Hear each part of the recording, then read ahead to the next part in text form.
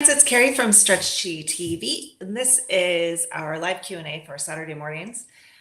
Today, I want to talk about a couple things that came up this week. One is hypermobility and how to navigate that, and how to use resistance stretching to help your body stretch and to understand how to stretch in a way, because you know you need to stretch, but you feel like it might be dangerous, or people have told you like don't stretch, you're hypermobile.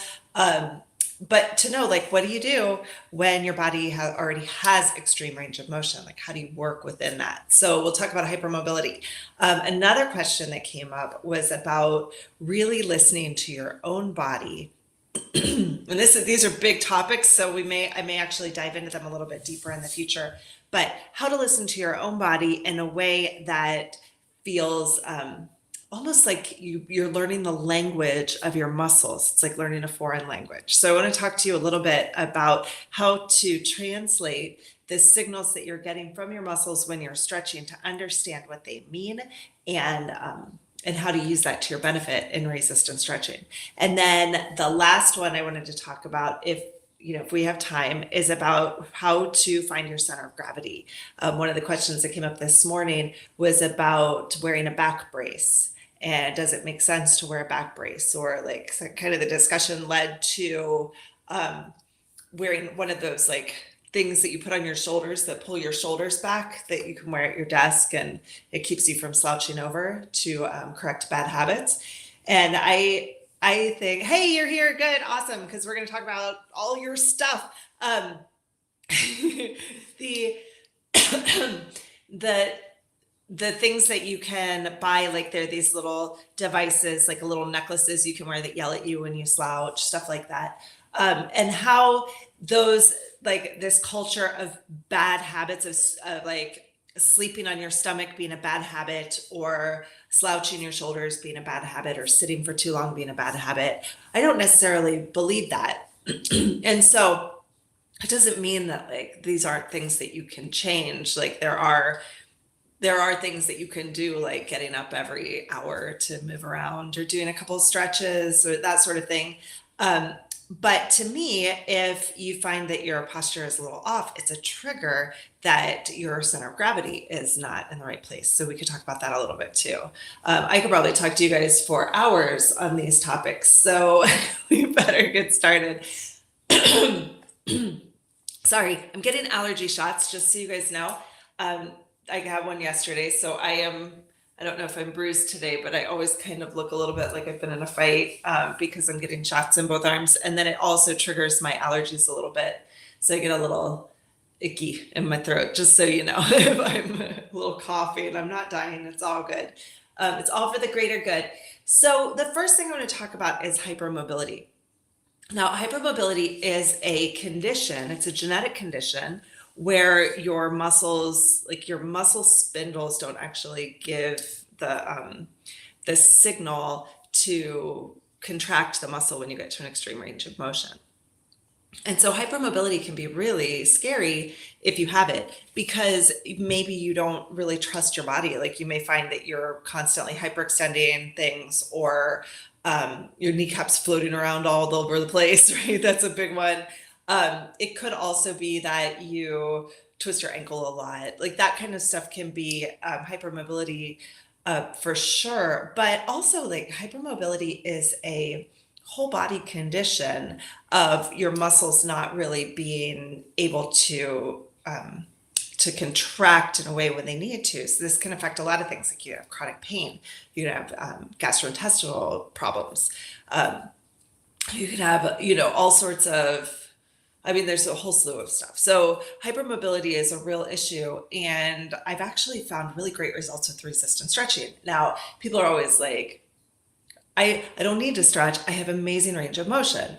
And it's true, but sometimes you need to rein in your range of motion, rein it in, right? Pull it back. And so it seems kind of counterintuitive that you would use resistance stretching to decrease your range of motion, but you actually can. And I find this too with a lot of people who are doing yoga, who find that they're having trouble contracting their muscles. They're feeling a little bit wobbly, right? Like if you notice that in your yoga practice, or if yoga just came really easy to you because you're already really, really flexible, you may want to rein it in a bit, add some load to that, and then add some load to your poses. And what I mean by that is adding strength to the poses so that you can be stronger. And that's it's pretty amazing actually when it happens, because you find yourself to be very stable. And that feeling of like that feeling of wobbliness goes away, right? So you find that your gait becomes a little bit stronger. You don't feel so like wonky in your walk, because sometimes that's the thing with hypermobility, is that you feel like your knees are constantly like wanting to buckle. So resistance stretching can help pull that back in. Now, how do you do that? This is interesting because a lot of times people will stretch and they think, well, I've got to stretch to my extreme range of motion. And that's not really true. So if you just do a basic, like we can do a really simple stretch right now, the back of our shoulders. This is a real easy one to demonstrate on the camera. So I love this one. If I take my arm and grab it with my other hand like this, my arm's at like a 90-degree angle like this, and add resistance between both arms, then I can push out and the muscles in the back of this shoulder get short, right? They're contracted. And then as I hold that contraction and pull into the stretch, I can feel the stretch in the back of my shoulder.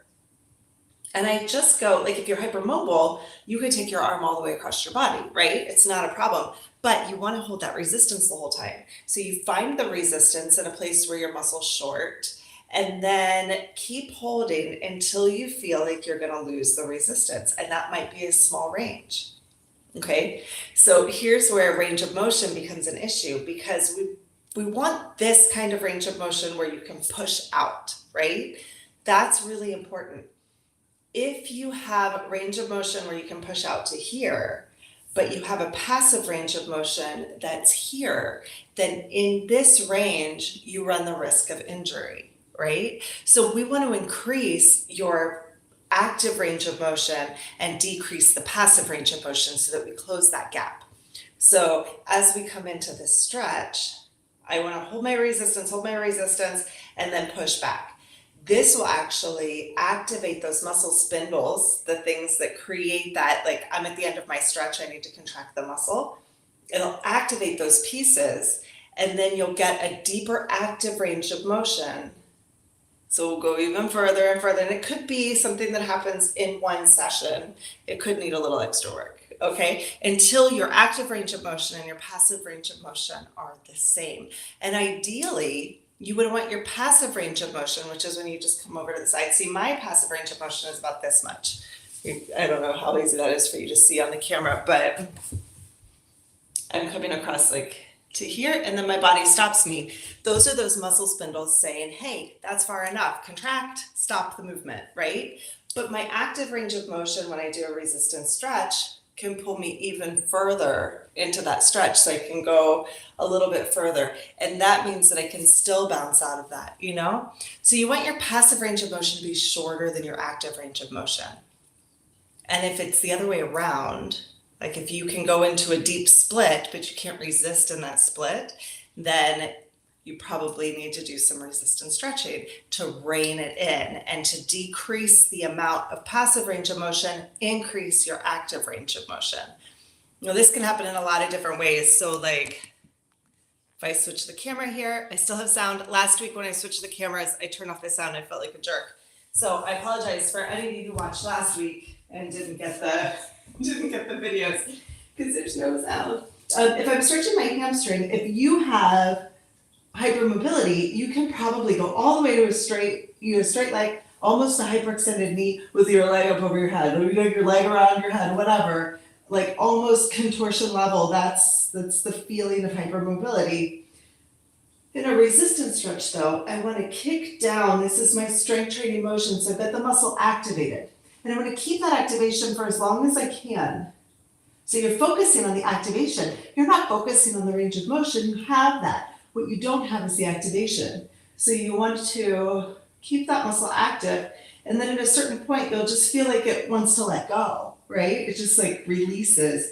So if you can hold that active range of motion for as long as you can see where that active range is, right? So hold the contraction. I think I said it the wrong way. Hold the contraction as long as you can. You're pulling up. You can see where your active range of motion is. And when it wants to let go, that's when you've lost it, okay? Now, if your passive range of motion is here, but your active range of motion is here, then that's the gap you need to fill. And that's what you do with your training. So you strength train down, keep the contraction, try to hold the contraction for as long as you can, and then come back down, okay? Try to hold the contraction for as long as you can, and then come back down with resistance. So you're keeping the contraction the whole time, you're keeping some resistance in your arm. And as you do that over time, it doesn't have to be a long time, you'll get to the point where your active range of motion and your passive range of motion are very similar. Okay, that's what you want. That's when you're going to get your safety. Now, if you do this through your entire resistance stretching practice, then your whole body is going to be much more stable and strong. Okay, so that's a pretty cool thing. So that's kind of how I approach hypermobility with my clients. Now, there's also a problem-solving component to that. And it's possible that there are other barriers, like you may need to do some hip flexor stretches or some adductor stretches to get those hamstrings to fire in the right way. That mostly is because there's like an injury somewhere, your body's trying to protect you, there's compensation patterns, that sort of thing. So if that's the case, then you would need some problem solving. And that brings me into my next discussion. I really want to talk about how to communicate with your body in the language of muscles and understanding what the cues are, like what they're telling you. And it's kind of funny. It's like speaking a foreign language. It's not something that's intuitive to us. Our muscles are actually incredibly intelligent. Our bodies figure out how to protect us from all sorts of things, how to keep us moving and growing and changing and repaired, and allows us to survive, right? In a way that's incredibly smart. I was watching a really cool episode. There's this, I love the History Channel because I'm totally, like, I grew up with like Unsolved Mysteries on TV and I love that stuff. And there was this really great episode of, gosh, I forget what the show is called, but it has William Shatner in it. And it's like, he's the host of it, but it's these documentaries about like unexplained things or like weird stuff, you know? I love that stuff. Well, there was one about geniuses. Okay, so if you have that, you can watch it because it's really cool. But it talks about geniuses, and it talks about, one of the things they talked about was something called sudden savant syndrome. A savant is someone who has extreme mental abilities that other people don't have. Like, for instance, one guy could play the piano amazingly after only hearing a song once. Another guy you could tell him any date within 500 years and he could tell you whether it was a Wednesday or Thursday or Friday. Like that the brain's able to make those connections. Well, there was one guy who was beaten up, like a bar fight, you know, it was a karaoke night and somebody beat him up and he had a severe concussion and he woke up from the concussion, he was in the hospital. He woke up from the concussion and he could suddenly see the geometric shapes of everything in the world. Like he could actually like see the patterns of geometry and do really advanced math and stuff like that. And before that, he was just like a guy with a mullet, you know, like he was like just having fun drinking beers kind of guy. And he, what was really interesting that they were saying is that because of his brain injury, it was sort of like having a like being born blind or deaf or something. Like your other senses become heightened because you don't have a survival sense, right? Like if you don't have your vision, which is a survival sense, then your hearing will increase in like in capacity or in abilities so that you can like really hear very well, or sense of touch, that sort of thing, so that you can survive. So like people who are blind have better other senses so they can survive. Well, people with brain injuries who can't use certain parts of their brain will actually increase in other areas as a survival mechanism. And I thought that was such a cool idea. But what they said is that like these are parts of our brain that we actually have, we just don't have access to them. Like every human has the ability to figure out what day was a Thursday, right? It's just that our brains don't use that information very regularly.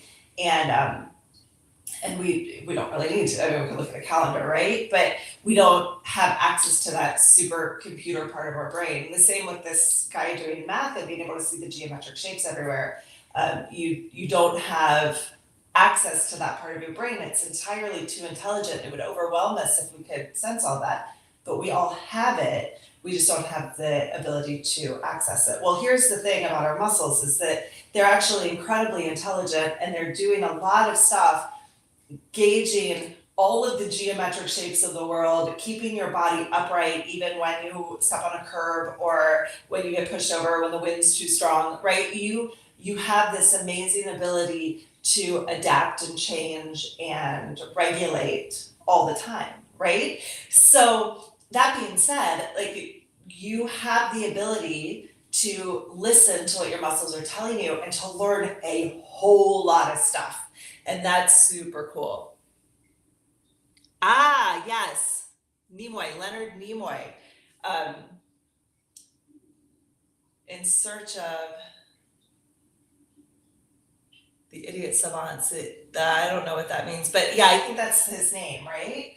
Leonard Nimoy. Anyway, it's really, really interesting. And so over the past, gosh, I've been doing resistance stretching for almost 20 years as a student, but I've been certified since 2007. So that's been, gosh, too long. And in the course of time working with clients, a lot of my fine-tuned ability has been to listen and translate to what these muscles are saying.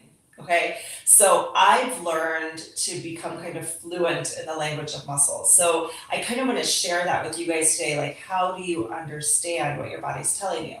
Now, the way that this came up is that Fighter 91 is on today. He asked a question on YouTube and said he was doing these stretches, this one, and having a chronic pain. What do we call it? Pelvic belly or whatever it is this pain that comes like basically from the pubic bone up to the belly button, and it getting really inflamed. And we're trying to figure out how to fix that. This is a common problem with chronic pelvic pain syndrome, is to have that line. Like I see a lot in my clients who have CPPS. So getting the adductors activated, which are the inner thigh muscles, is the best way that I found to remove that tension. It's all about getting your body into balance, basically around the pelvis, so that the muscles of this core area and deep in the pelvis, the pelvic floor, don't actually have to activate so strongly to keep you balanced. When you feel imbalanced, and this, especially the inner thighs, are all about like keeping you standing up straight, like that's part of their purpose. So when you feel out of balance, then your body kind of goes into this fight or flight mode, and everything seizes up. So pain like that, like getting inflamed in an area, is your body's way of saying, danger, high alert, something's wrong. But a lot of times it gives you the pain in a place where it's not actually causing the problem, right? So you have this pain, and the pain is a problem, yes, but is the pain the solution to the problem? So a lot of times people come to me with this pain, and they're doing all sorts of like, they're doing these like cobra things and like really trying to stretch out the front of their abdomen to loosen that up, to get that stretched out. And I don't know that that's always the secret, because I don't feel like from my experience, and of course everybody's different, but from my experience, this pain and inflammation it's a symptom of something else. So we have to figure out where the blockage is. So what you do is, in your resistance stretching practice, you have to really listen to your body and figure out what it's telling you. So if doing this stretch, okay, he says standing side lunges, groin, pubic bone, adductors, I feel it, not pain, but it's sore after working. Yeah, it could be that the muscles are just sore because they're adapting, and that would actually be good sore. But if you feel really inflamed after, and it's constant, then we have some issues to work through, right? So when I do these stretches, I'll show you kind of what's going on through my mind and how I'm listening and talking and trying to figure out, okay, what's going on? What is my body telling me? So it's not just enough to just do the stretches, because The resistance stretching is great in itself. It's an amazing technique, but you can get so much more out of it if you take the cues that you get from resistance stretching and use those to your advantage, okay? So here I am in this stretch, right? I've got one leg out to the side. I'm on my knee here.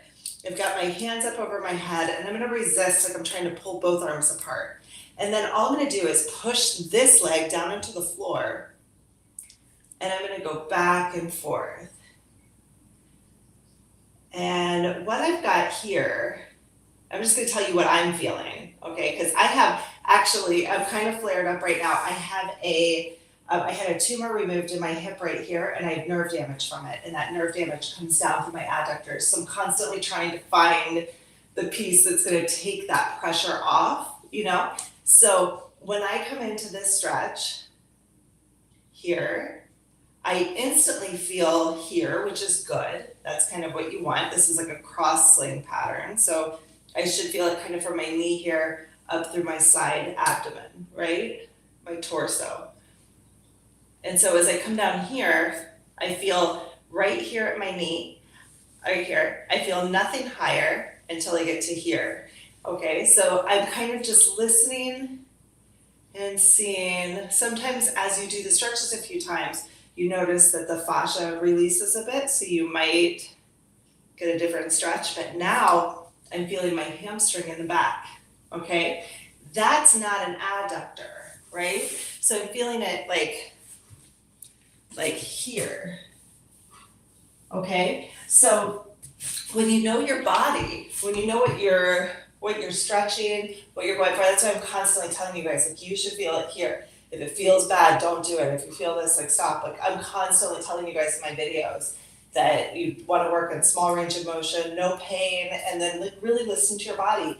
And if you need to problem solve, then there are resources for you to do that, right? So I'm feeling that in my hamstring. You notice I just got out of the stretch. And I'm not going to stay there because my body gave me another clue. My body told me, hey, something's up. So then what I do is just listen more to my body and see what else is going on. Now, the muscles work sort of like a pulley system, and we talked about this, that like the adductors, if I want to lengthen my adductors, then the other side has to shorten. Okay, so what's on the other side of my adductors? So the adductors are the inner thighs here, then we're looking at the outer thigh here. Okay, and this, if I'm going to stretch the outer thigh, my abductors, then I'm also going to stretch my glutes too. It's kind of in the same line. So what I'm going to do is a figure 4 glute stretch. So I'm just going to lay on my back and bring my left leg, that's the one I'm stretching, over my right leg, and then grab behind. And then from here, I'm going to push out for strength and pull in for stretch. Now this is a glute stretch, that's what I want. And I'm just gonna pay attention to what I feel and what my body's telling me. So I do feel the glute stretch, so that's good. I feel a little bit in my groin here. I feel a little pinprick in my toe. I'm feeling a little bit here, which is again like a hamstring attachment, more than my IT band, which is what I would kind of expect to feel. And I'm just really listening. It's like my body's speaking a language to me, and I just have to know how to interpret that. All right, now as I do this, I start to feel that nerve pain, the burn in the inner thigh. So I'm gonna stop that stretch because that's not the one that's gonna fix things. Okay. So I just keep listening, I keep rotating, I keep checking and evaluating and seeing, okay, what's the issue here? So I'm going to move on to a different stretch. I'm going to do next my hip flexor lunge. So I'm just working on my left leg. Okay, so I put my left leg behind, and I get up into this position. And as I come into the stretch, I automatically feel the nerve pain here. Totally, like it screams at me. So I'm going to move in small range of motion so I don't feel that nerve pain. And then I'm going to see if I can release here. Now I know that the incision here, the scar tissue is what pushes on the nerve. It's right over my psoas muscle. So my psoas feels really tight. And I'm just gonna go back and forth in a really gentle way and just take the information that I get. I do feel my psoas muscle. I feel a little out of breath, which is interesting. So people in my classes are always like, when do I breathe? And I was like, well, if you're questioning your breathing, then you're probably in a problem-solving scenario. Or you're pushing too hard, you're working too hard.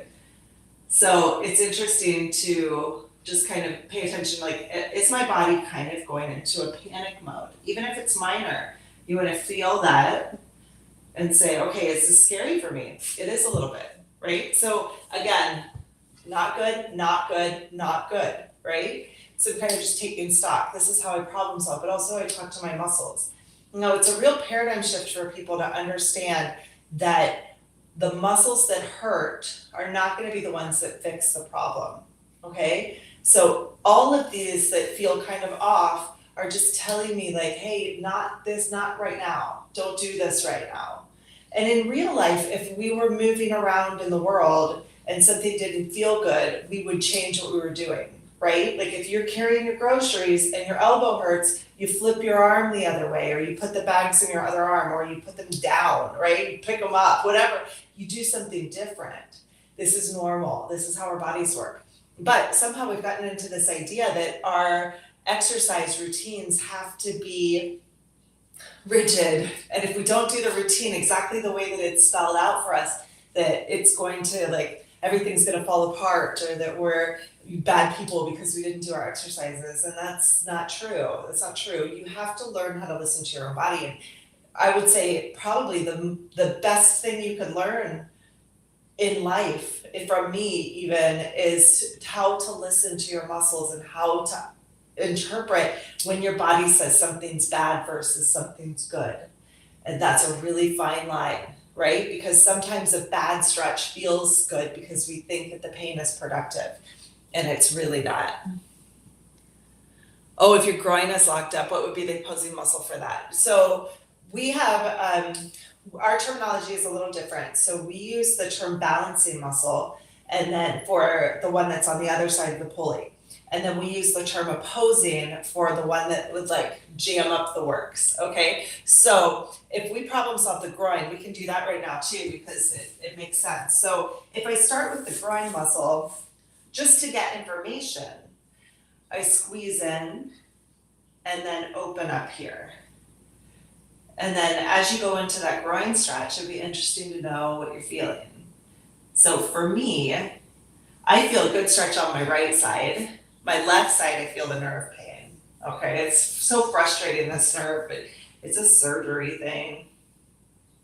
But it does, resistance stretching does help a lot to remove that nerve pain. So it's interesting to find. So I'm feeling the nerve pain. I'm not feeling as deep of a stretch on my left side. Okay, so I'm curious to what you're feeling. So let me know, because that will determine kind of where we go next. Okay. So what you could be feeling is nothing. You could be feeling pain. You could be feeling completely locked up, like it just won't move.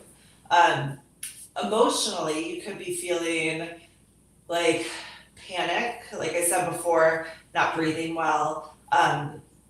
Sometimes it makes people feel nauseous when a stretch isn't good.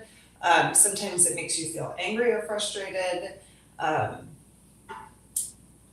What else would be a good, another thing would be like if you feel it somewhere else, like you should feel it in the front here.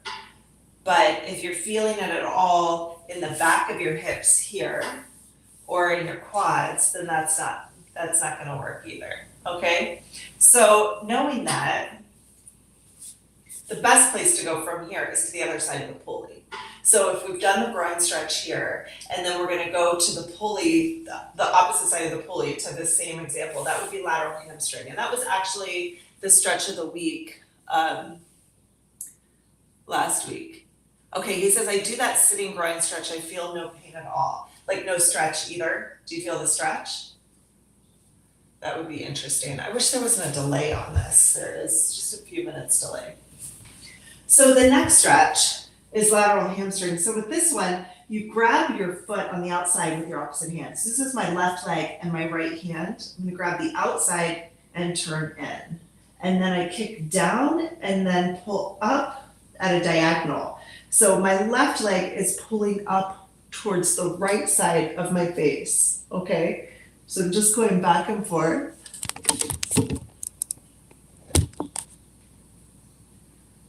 And then again, I want to pay attention to what I feel here. So I feel here, my ankle. I feel down the back of my leg. It feels a little nervy, so that's interesting. And I kind of want to pay attention to how that feels. It doesn't feel great to me. It'll be interesting to see what you say.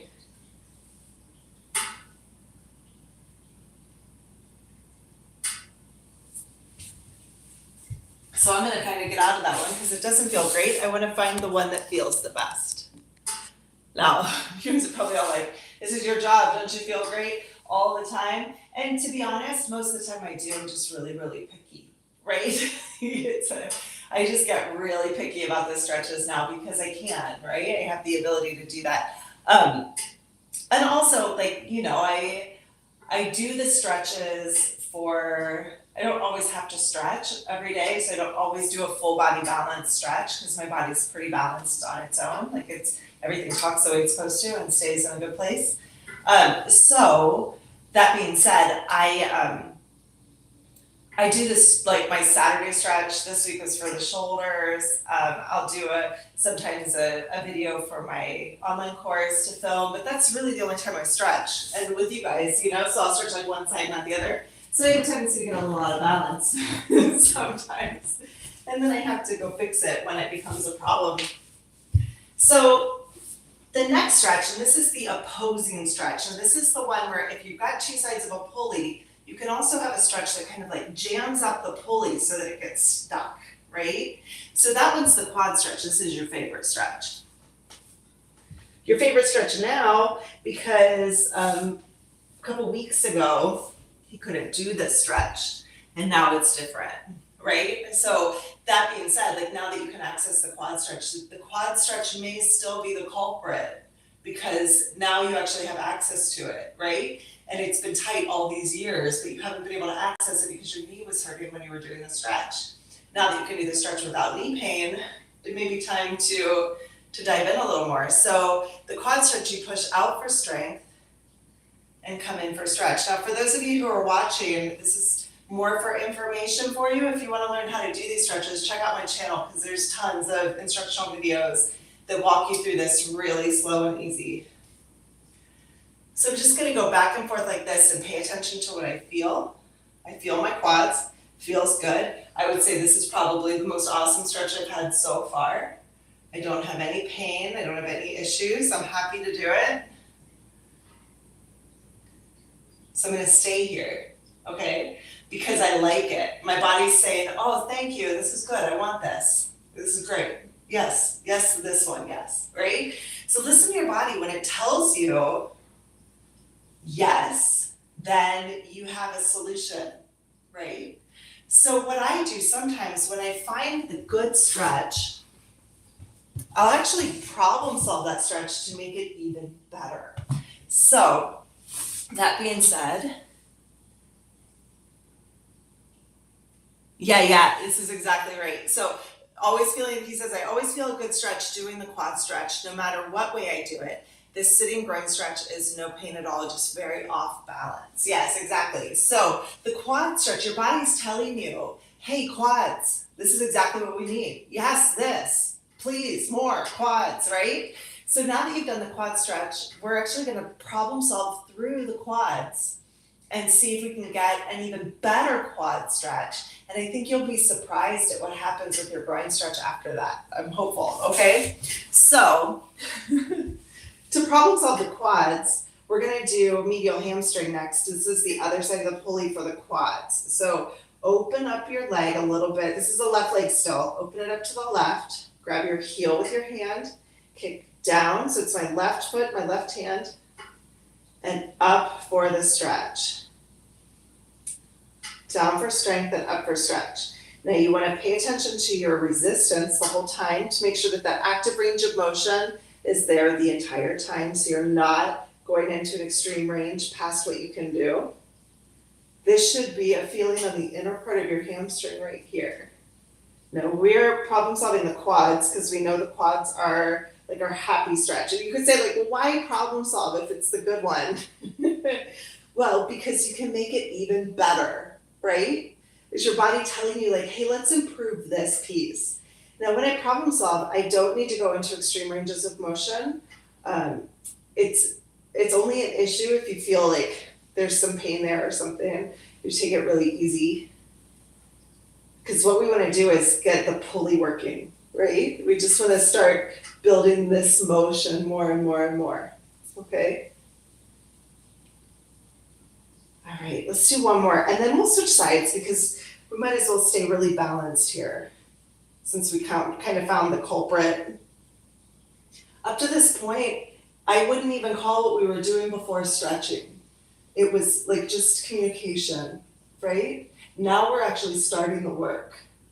Isn't that funny? But it's kind of what it is. So when I work with clients one-on-one, I spend a lot of time in that communication stage, a lot of time problem solving.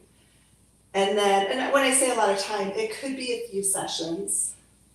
It could be one session. It could be 12 sessions of problem solving, depending on how deep the problems are. And then after that, it's all just resistance stretching, building strength, building flexibility, getting stronger, getting more and more balanced. But I think a lot of times we get this idea that we have to, we can just dive into stretching without doing any problem solving. And I think that would be a little bit of a paradigm shift that needs to happen too, is that there are like two phases to resistance stretching. There's maybe even three. There's learning to communicate with your muscles, then problem solving, and then actual increase in strength and range of motion, flexibility, mobility, right? That all happens after. But first, you have to learn how to communicate with your body. You need to problem solve and learn how that all works, right? And then all the progress happens. So it is kind of a process, and that's why I'm here doing all these Q&As and stuff to make sure that you guys really get the information that you need, okay? Let's go back to the groin stretch. And I know this is a tough one, so what I want you to do is find your resistance and work in a small range of motion. Make sure that you feel this resistance, okay? And what I want is for you just to see if you can find the strength training burn of this stretch. It doesn't have to be a lot. You don't have to use a lot of resistance either, but you'll find in this small range of motion that all of a sudden you'll kind of start quivering. You see how I get a little shaky? Yeah? Oh, hi, Julie. I'm glad you're here. Does have a good one mean that you're leaving?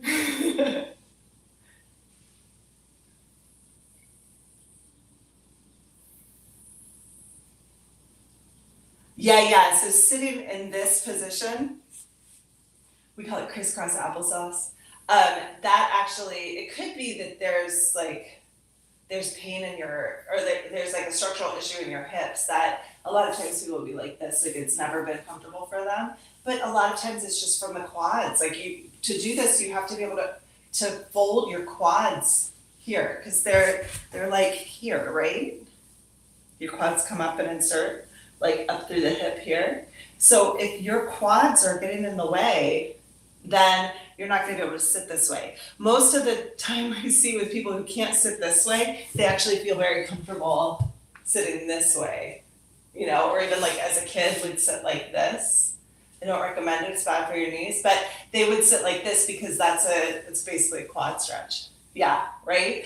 So it's just your body telling you that your quads are kind of in the way of that one, So after we've done that groin stretch, especially if you felt that little quivery feeling, then that's a good sign. We're going to go back to the wall and do our quad stretch and make it even better, even happier, lots happier. So we'll do both sides. I'll start off with the right one today. Or now, I guess not today, I've been doing a lot today. But you push your foot into the wall, right? And you come forward for strength and back for your stretch. And you just go back and forth. Oh, Julie, were you saying have a good one? Does that mean you have a good question? Because you can put that right in the chat. Go for it. Go for it. And so we're getting this nice quad stretch. Enjoy it, relish in it, love it. You can stretch the fascia by reaching up if it feels good. Like you're yawning in the morning. You could like kind of sway side to side if that feels good. You can go closer to the wall, a deeper stretch. You just love this stretch. Like just enjoy every bit of this feeling, right? If it's a good one, it's a good one. You're happy to be here, right? You could stay here all day long. That is your body saying yes. It's your body saying thank you. This is exactly what I need. Thank you for listening to me, right? It's amazing. This is how you build trust in your body. This is how you start to build the balance, because if your muscles don't trust your brain, right, then they're not going to work with you, right? But if you say to your body, hey, I'm listening to you, I know what you need, I'm going to give you what you need, right? I'm not going to torture you anymore, I'm going to give you what you need, then your muscles will start to respond to you in a different way. It's kind of amazing, but really it all comes down to the idea that your muscles communicate in a different way than your conscious mind or your persona, your ego, whatever you want to call it, communicates. It's different. It's almost like it's a different part of you, okay? And so if you can grasp that, then you can start the healing process. Because really, honestly, if your muscles don't trust you to take care of them, they're gonna stay tight, okay? They're gonna try to protect at all costs. All right, so let's switch sides, let's do the other side. And so again, love the stretch. Do what feels the best to you. Listen close. Now, as I'm showing you this one specifically because this is what the guy online, Fighter 91. This is what Fighter 91 is saying is the issue, right? So the quad stretch for him is the like big heart. I love this stretch, right? It's the one. But for some of you, it might be the groin stretch. It might be a hamstring stretch. It could be a stretch in your upper body. It could be anything. But as you're working through these stretches, taking that second to listen and say, I love this stretch, I'm going to keep doing it, is the thing to do. When you have a stretch that you love, it doesn't mean that you need to ignore it and then stretch and keep doing the ones that hurt all the time. Those stretches are not beneficial. They're not helpful, okay? Yeah, he says, I get a stretch just simply getting into that position for the wall stretch. That's fine. That's fine. Yeah.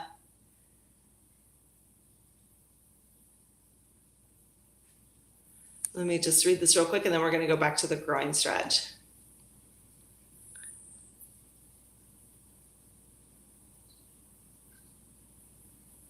I don't really know what that is. Can you explain hypertrophy? I don't know what that is. Training. Explain that to me a bit, and I'll tell you what I think.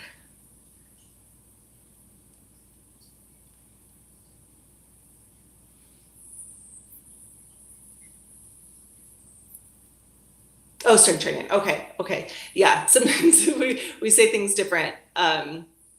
So just regular strength training. Yeah, resistance stretching done right after strength training is great, actually. And sometimes we even do strength training in the gym, and then in your rest time, in between reps, resistance stretch the same muscle group right away.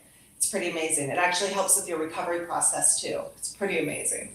Yeah, it's really great. And you'll actually feel stronger when you go back to do the next set of reps. It's pretty cool. It's really, really cool. Okay, so now after we've done this great wall stretch, Let's come back to here and squeeze in, back to our groin stretch. Squeeze in, and then keep squeezing in as you come down into the stretch. And you want to, again, try to keep your resistance the entire time. And when you feel like you've gone far enough, it doesn't have to be a deep stretch. It doesn't have to be deep at all.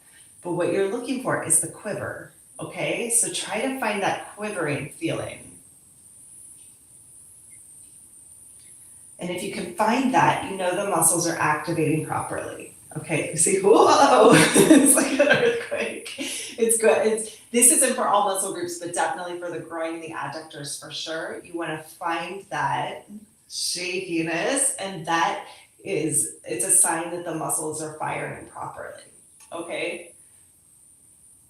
You may notice that you're starting to feel a little bit of a burn or a stretch.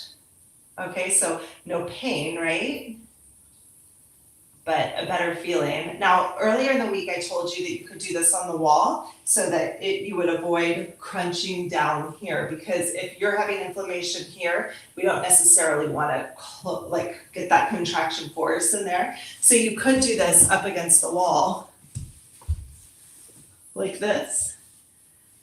And what that does is it puts your spine flat on the floor so that you're not activating or doing any motion at all on that lower pelvis.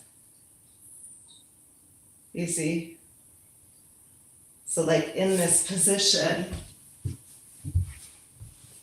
show you at the wall here. In this position, first off, I've taken away some of that space. So it's sort of like if you've ever done a groin stretch sitting on a block, it's kind of like that because it brings your glutes away from what would be the floor and changes your rotation. So you're not as extremely rotated, okay? And then from here, doing this groin stretch, you can see that I can still get the stretch without involving any sort of flexion in my pelvis, okay? What this might also do, I'm interested, is it may stretch the fascia across the front of your pelvis laterally, right? So you've got that horizontal tension. Sometimes stretching from the opposite side can relieve that kind of tension. So it would be really interesting to see what happens now, right? Yeah, I'm really interested in that. So going back to your question, Twilly, it's kind of like, okay, well, could you do a resistance stretch right after strength training? Relaxing the fascia would make it worse. Yeah, it would not hinder your progress at all. It would actually make it better. Resistance stretching is strength training. So it's just a different form of strength training. So like when you lift a weight, that's called concentrics. And when you lower, it's called eccentrics, right? Well, resistance stretching is just all eccentrics. That's all it is. So, and I wouldn't say it's all eccentrics because when we do our full exercise routine, we're strength training, we're doing a concentric and then an eccentric. We're just focusing on the eccentric side, which is the lengthening of the muscle. So we call it a resistance stretch, but it's really just like when you lower a weight, right? So it's kind of just the reverse process. And it's actually been proven, and I wish I had the stats with me right now, but you can look it up about eccentrics and increasing your strength actually. I believe that eccentric training will build strength 3 times more than concentrics, I want to say. Don't quote me on that, but it's extreme. It's either like twice the amount of strength created from an eccentric strength training exercise, or it's 3 times. It's really amazing. Yeah, I mean, the thing with resistance stretching is that you can safely go into your deepest range of motion and still push out of it. And so, if you were just lowering a dumbbell, like if you're coming down like this, you can come down to the point where your elbow would almost be straight, but your body won't let you actually go to it hyperextended because that would make it dangerous. So your body will actually stop you. And that's what I was talking about earlier with being hypermobile, is that when you're hypermobile, those spindles don't activate. We need the muscle spindle activation to create that, okay, we stop here and then it comes back up, right? So that in itself, like if you did bicep curls, reverse bicep curls, you'd actually build more strength in the bicep. You're not gonna get as big of bulk. So if you're looking for like if you're like bodybuilding, you're not gonna get that kind of like, but you are gonna get really streamlined muscles. So you would think more like a swimmer's body, right? Those really long, thin, but very strong muscles. That's more of what you're gonna get from eccentrics. It's really, I think, a more attractive look because it looks more natural, right? But you're also super strong. My clients are always like, how are you so strong? And I'm like, I just can't help it. I'm super strong. But they joke with me. So I have some clients who are like CrossFit people. I don't know if you guys have CrossFit where you are, but CrossFit's a big thing here in Chicago. And these guys are CrossFit guys. Like they're walking around with their necks are this big.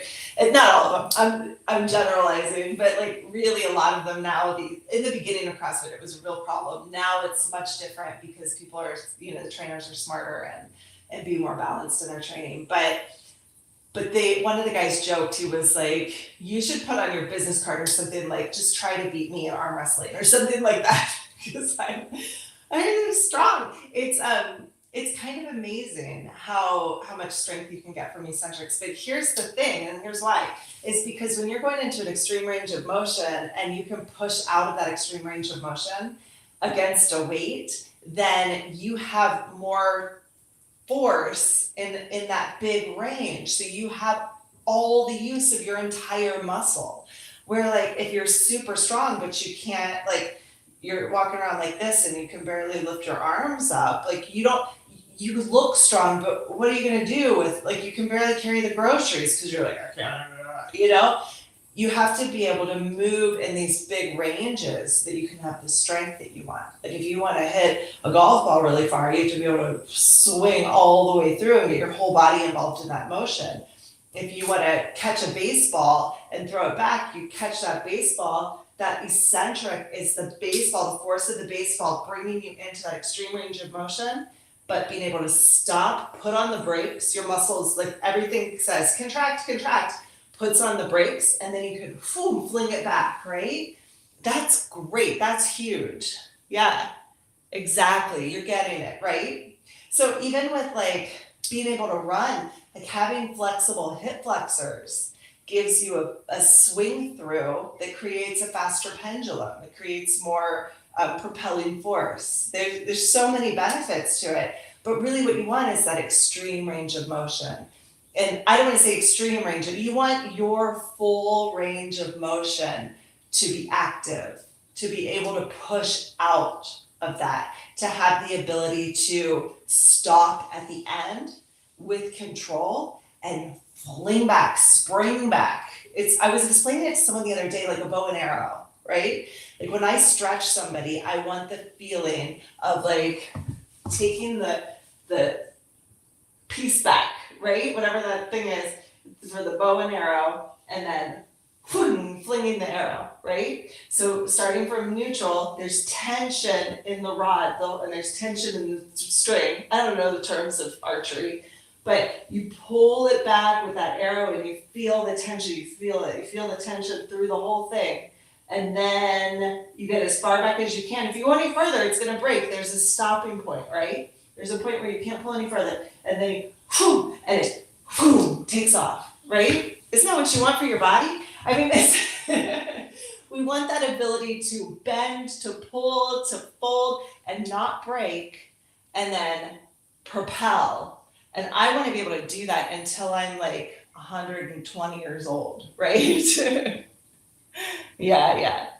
Good. I'm glad that makes sense to you. Yeah, because it's so, it can be so powerful. And so the thing is that resistance stretching is amazing for athletes when you put this all together. Actually, I don't work with athletes so much because I'm so obsessed with like problem solving normal people who are in pain. Like a lot of my clients are people with a whole slew of people with chronic pelvic pain, people who are walking with canes, people with chronic fatigue, fibromyalgia, all sorts of autoimmune disorders, scleroderma, that kind of stuff. Like those are the people that just flock to me because I love that stuff. There's just so much beauty in being able to like remove the armor that's built up around people and see them living their best lives. And their best life may be like dancing again or playing ball with their dad, you know, or like doing the turkey trot, you know, like for some people that's their, you guys in other countries probably don't have turkey trots. It's like a 5K that we do on Thanksgiving. We call it the turkey trot. Anyway, you know, so like to me, getting to that point, I mean, for some of my clients who are like with fibromyalgia, it's just enough to take a walk, you know, like that's amazing to be able to walk down the street, you know, to just go be out in nature. Like a lot of people can't even do that. So anyway, that's one end of the spectrum. I've also worked with people with cerebral palsy, people with stroke victims, people with Parkinson's. That's kind of my neck of the woods. But then also I have trainers, like my mentors and a lot of other people who do resistance stretching work with professional athletes on a regular basis. That's all they do is work with professional athletes. And a lot of them these days are basketball players, a lot these days. And it's a lot of times the basketball players who are getting up in age and they want to protect their knees, right? They want to protect their elbows and their shoulders. They want to perform at their best. They want to still be able to jump high. They still want to be able to perform in the best way. But especially the knees, the calves, it's a big one. It's a big one. So a lot of I wouldn't say a lot of professional athletes, but a lot of the clients that are professional athletes, it's like part of their training. They take the trainers with them everywhere they go. It's just what they do because you can get that next level, right? One of our most famous clients is Dara Torres, who is she was in the 2008 Olympics, and she had been introduced to resistance stretching before, working with Bob Cooley back in 2000. And she worked with my mentors, Ann Tierney and Steve Sierra, who are the creators of the Kihara method. That's the method of resistance stretching that I use. And Dara was 41 or 42 years old. It was her, she had just had a baby and she was having like motion sickness and stuff, and swimming was the only thing that helped before she, you know, when she was pregnant. Swimming was like her magic thing. But she was kicking ass. Like I shouldn't say that. She was really doing well. And the people around her she was like a master's league. They were like, you know, you should really try out for nationals and see what happens, you know? So she started competing again. She's in her 40s. She just had a baby. And so like, she's like got her little kid at the Olympics, you know? She ended up in the Olympics at Beijing and she missed the gold medal by 100th of a second. I mean, at 40 something years old, I think she was 42 by then. And Ann and Steve stretched her 3 times a week and through the whole process to keep her in like recovery, to keep her speed up, but mainly it was to keep her body balanced and to allow her to recover faster so that she could perform again, because she had to go back to the pool the next day and train. Or like if she was at a meet, she had to swim, get out of the pool. They would do all sorts of work on her and stretch her out, make sure that she was limber so that she could compete in the next round. Because otherwise her body would tighten up and she'd be fatigued and all sorts of tired. And so it was kind of like this fountain of youth for her, kind of amazing. So yeah, so Tulisa, so technically we can even improve our punching power with far greater range of motion through proper contraction. Yeah. No, I mean, I thought about this a lot because I used to do martial arts and I thought a lot about like the chain of motion that happens. So like your punch just doesn't just come from here. It actually, you know, you're not just like boom in motion like this, but you also have to have hip flexor motion. You have to have calf flexibility. There's mobility that happens through the entire thing. And actually there's a fascial line that I've seen on a chart, you know, every different, in the United States, we have like fascial lines, like we just call them like anatomy trains or whatever. And it's like fascial lines that run through your body this way and that way. And then in different Eastern philosophies. There's, like Chinese medicine, there are certain meridian lines. And I believe that the meridian lines are the energy lines that were related to our fascia system. In Japanese medicine, there are, Japanese, you would see like the bodywork modality. I don't know why I'm having so much trouble saying this. Like my brain's going faster than my mouth. Let me tell you everything I know. Shiatsu is the bodywork that kind of dives into the fascial line system of Japanese medicine. And there is actually a line that runs through the heart meridian, and it goes through your finger here into your chest, but then it goes down through your calves, right? So when we do our downward dog stretch, which is this guy, make sure I'll do it this way so that the butt's not in the camera. When we do our downward dog stretch, we're actually coming up onto our toes and stretching through here. We consider this a chest stretch. We consider this a stretch for the heart meridian. And this is according to Bob Cooley's system from the Genius of Flexibility, if you know him. Bob paired up all these stretches of Chinese medicine, which is super cool. But this heart meridian in Japanese medicine goes through your feet.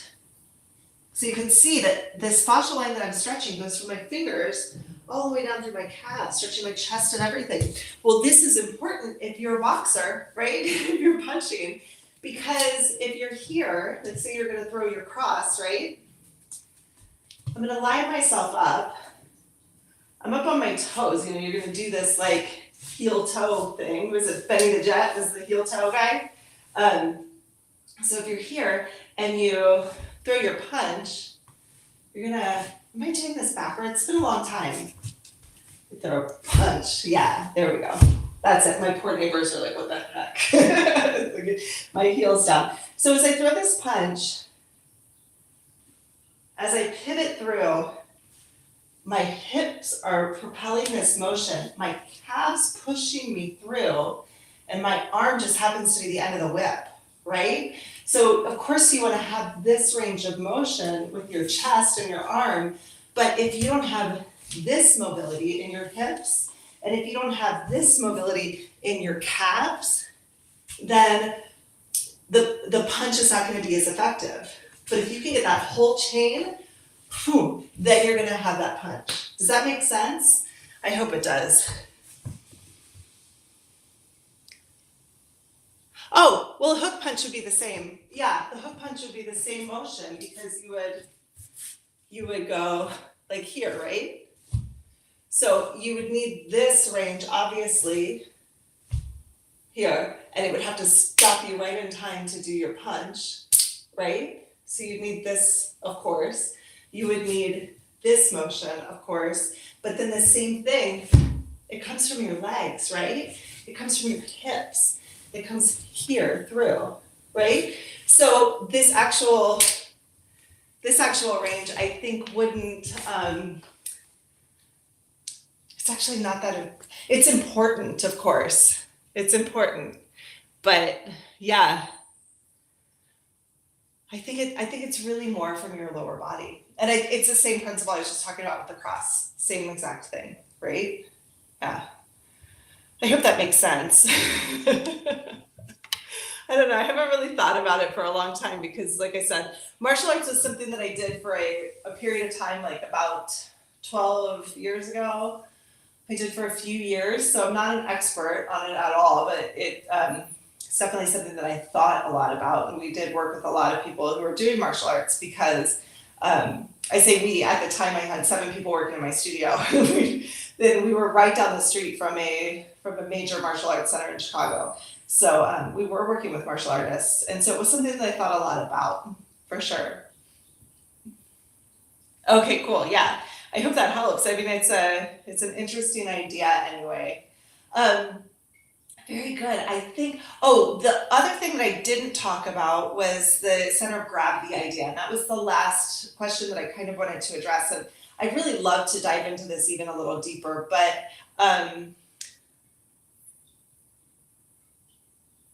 oh gosh, the best fascial stretch and overall posture tension for your whole body is like, I can't even tell you, like if you want to stretch your fascia, the best thing to do is lay on your back and just try to reach your hands and your feet away from each other and wiggle your fingers. Like that is the best way to stretch your fascia. Because your fascia and your muscles are different, right? They're different.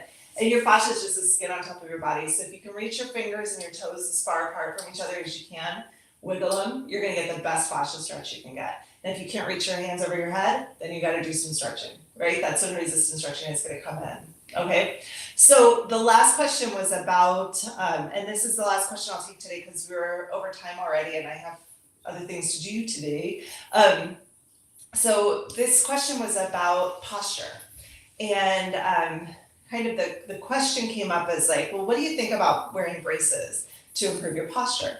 And kind of where the conversation went was about like wearing these like postural devices that you can buy to like keep you from slouching when you're working all day or something. You know, it's a like the things you wear on your shoulders, or there's one that this isn't the exact same question, but kind of getting into my theory on like how I feel about this.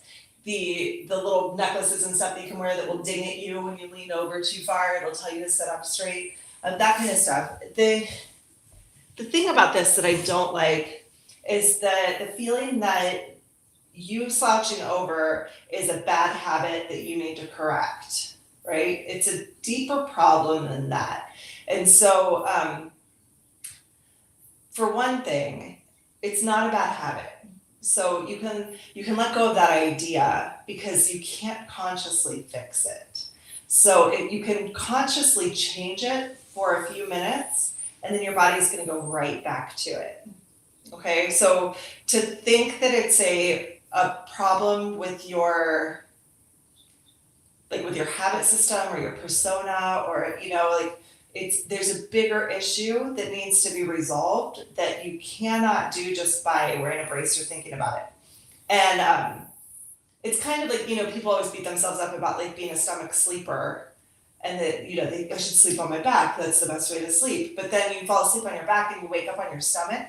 Your body will turn you over because that's the place your body wants to be. So the solution here isn't to not sleep on your stomach. It's to learn how to adjust when you wake up with a stiff neck, or when, it's learning how to get your body in the right balance so that sleeping on your stomach is okay. Does that make sense? I mean, it's kind of a weird thing to say, but these braces, these things that hold you up, can actually create a lot of tension and uncomfortable feelings in your body, create feelings of anxiety. If you're in the midst of like the flow of your work and all of a sudden something dings to tell you to sit up, you're going to lose the flow that you were in. It's going to like block your creative flow. It's going to block your ability to do the work that you're doing. And so I don't think that that's the answer. Okay. Now here's what I think. If you're sitting, like say you're in this place and you're working and this is like your norm, then if you think of like, if your center of gravity is like this little like gyroscope glowing ball or something that's kind of in your sphere, everything from like here to here in the back of me, this block is the space that my body is taking up. And so in this position, my center of gravity is somewhere around here. It's actually hovering outside of my body. And what I want is for my center of gravity to go into my chest, right? And that way, the space that I'm taking up is here, right? The box becomes smaller. So if you're here and your center of gravity is hovering somewhere outside of you, you're going to feel really comfortable in this position. And if your center of gravity is hovering here and you force yourself here, your entire being is pulling you to your center of gravity here. So the muscles in the back are going to feel really uncomfortable. They want to be loose. The muscles in the front are going to be really uncomfortable because they want to be tight. And so everything in your being is going to try to pull you back to here. And when you're working, that's going to distract you from doing good work, right? So when you're working isn't the time to fix the problem or to beat yourself up about having a bad habit, right? What you need to do is figure out how to shift your center of gravity from here to somewhere in the midst of your being. Ideally, your center of gravity would be here, so that when you're standing, you're taking up the least amount of space. We call it the hara. This is the term hihara comes from this idea that front to back, you're balanced in your hara, which is like about 2 inches under your belly button and about 3 inches in kind of like in between here and here. And it's this little like glowing sphere of energy, but really like just your center of gravity, right? It's like the gyroscope of your body. Interesting that that's exactly where your pain is, right? I just thought about that. That's really cool. So we've got this center of gravity here. And when that's happening, my front and my back are in good alignment here, right? My top and my bottom are also in good alignment. If my center of gravity is here, like too high, I'm gonna here, right? If my center of gravity is here, I'm gonna do this, right? If my center of gravity is in the back, I'm gonna sway back, right? It's really uncomfortable. But if you're, for me, because I don't like to be there, but if your center of gravity is in that place, then you're gonna feel natural in that place. Your body's gonna gravitate towards that piece because that's your center of gravity, right? And so that just means you're taking up more space. Like if my center of gravity is here and I'm leaning back, I'm taking up all this space to here, right? And if my center of gravity is here, I'm taking up all this space. I'm taking up more space. That's why people who need the walker, like they're taking up all, because their center of gravity is right here, right? So ideally, if you want to like fight the aging process, or if you want to feel better in your own body, ideally what you need to do is balance front to back, back to front, top to bottom, right, side to side, and get that center in your hara.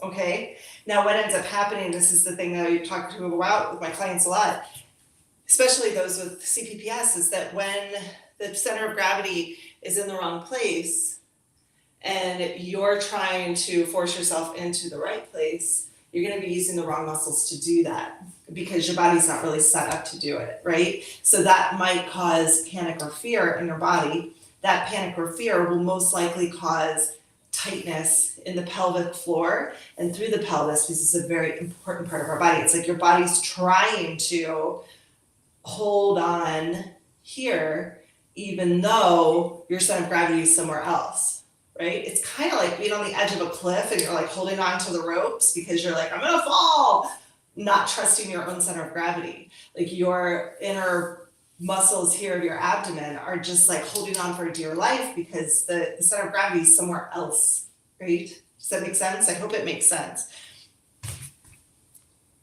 So to fix it, the entire body needs to be fixed. Yeah, in a nutshell. So this is where resistance stretching is really amazing, because when you start to listen to your body in the right way and it starts to tell you where you need to adjust, right?